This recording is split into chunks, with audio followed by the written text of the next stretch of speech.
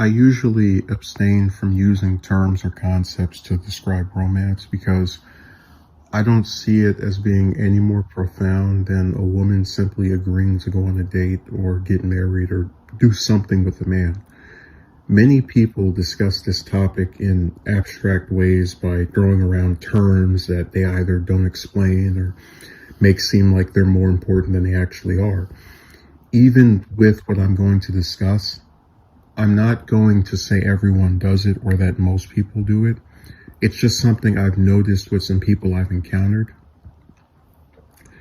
The Just World hypothesis is described by WikiPiss, that's my nickname for Wikipedia, as the cognitive bias that a person's actions are inherently inclined to bring morally fair and fitting consequences to that person. Thus, it is the assumption that all noble actions are eventually rewarded and all evil actions eventually punished. In other words, the Just World hypothesis is the tendency to attribute consequences to or expect consequences as the result of a universal force that restores moral balance. To put it plainly, the Just World fallacy is the belief that you will get what you deserve, always. If you do good things or are a good person, you will be treated in a good way. If you do bad things or are a bad person, you will be treated in a bad way. Many times people use this belief system to assign a fate to someone they don't like. So if someone doesn't like a man and knows he's not in a relationship, they will use his relationship status to attack him. This is why you will never get a date. I always hated this because between the time I was in 7th grade to 12th grade, I had male classmates who I did not like that either were in a relationship or were not. And never during my disliking of them did I think to myself that just because I don't like someone, that means there's no way they can be desirable to someone else. One of my classmates in 9th grade that I didn't like had a girlfriend. I had a class with both of them and observed their conversation. The male acted in a much more pleasant way than how he had treated me. If only I had a vagina, maybe things could have been different. But I mentioned that example to say that I am fully capable of accepting the fact that a person's relationship status is not determined by how nice or mean they are to me or anyone else. This will be very important later on. I spoke to Triple L for at least 10 months. Very early into our communication, the second phone call we had, she cast doubts on my seriousness when I said I was no longer interested in approaching women. It's important to remember why I stopped approaching. I was sick of talking to dozens of women for various periods of time and getting the same end result. So whether I spoke to a woman for a few weeks or months, whether she said she liked my personality, intellect, or in rare cases even said she liked my appearance or reciprocated my feelings, it always ended up the same. And I stopped because I recognized this pattern and even cited this as my reason for not wanting to bother with trying anymore. I've recapped this phone call before, but I thought she was a condescending clown, a double C, if you will, due to the fact that she tried to use my age against me in her insistence that at some point in the next several years, a magical woman will be so unlike the others and actually reciprocate my interest and want to do something and suddenly fall from the sky while having all of these traits. She was saying this with no evidence to support her claim, and there was a reason for this. At the time, we had not yet had our falling out, and by her own admission, she claimed to have a high opinion of me. So because I was someone she liked, platonically of course, she believed I would eventually find a woman who reciprocated my interest and did not waste my time like her predecessors, despite there being no evidence to support this. This is the Just World fallacy. Because she thought I was a good person at the time, she threw out the logic of my points to peddle a position, that of me finding someone who reciprocated and followed through, that had no basis in reality but served her bias, which at the time was in favor of me. In May of last year, I met Triple L in public for the first and only time. It was my idea, and I wanted to do this because we lived in the same city, and there's a segment of people online who insist it is impossible to form a connection with someone unless you've met them in person. After we had our in-person meeting and falling out, I briefly attempted to speak to her again, and during this heated back and forth, Triple L claimed I would prematurely push away any female idiot that did reciprocate my interest. She used the term female idiot because I referred to the women I had spoken to as this, and I have no regrets because people have called me all forms of nasty terminology online, so it's only fair that I get to be mean as well. That being said, the first reason what she said was stupid is due to her confirmed ignorance. The only woman she ever saw me speak to is herself. And I had spoken to her continuously, and I mentioned this earlier, for at least 10 months.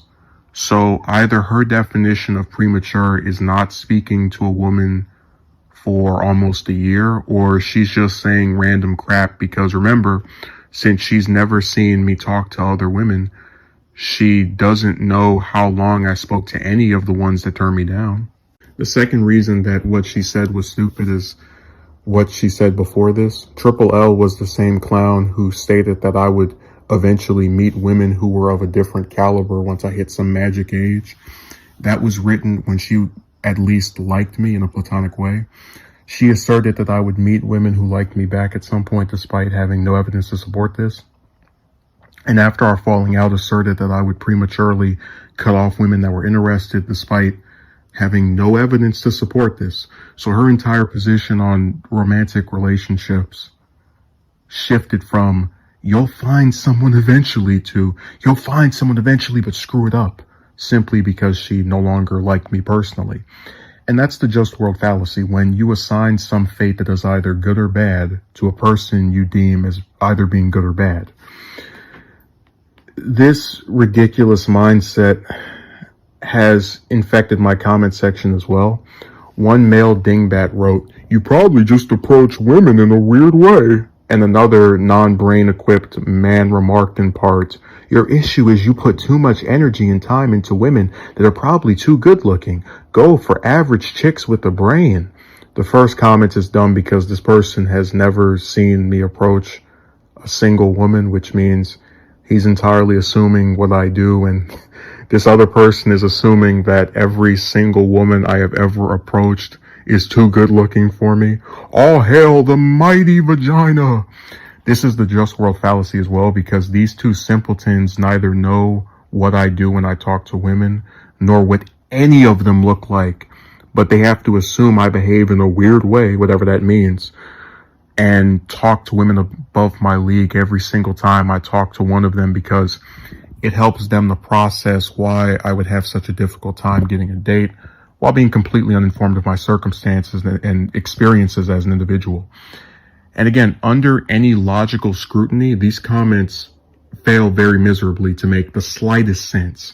People will tell you that not all women are the same, even if you're like me and acknowledge this over and over again.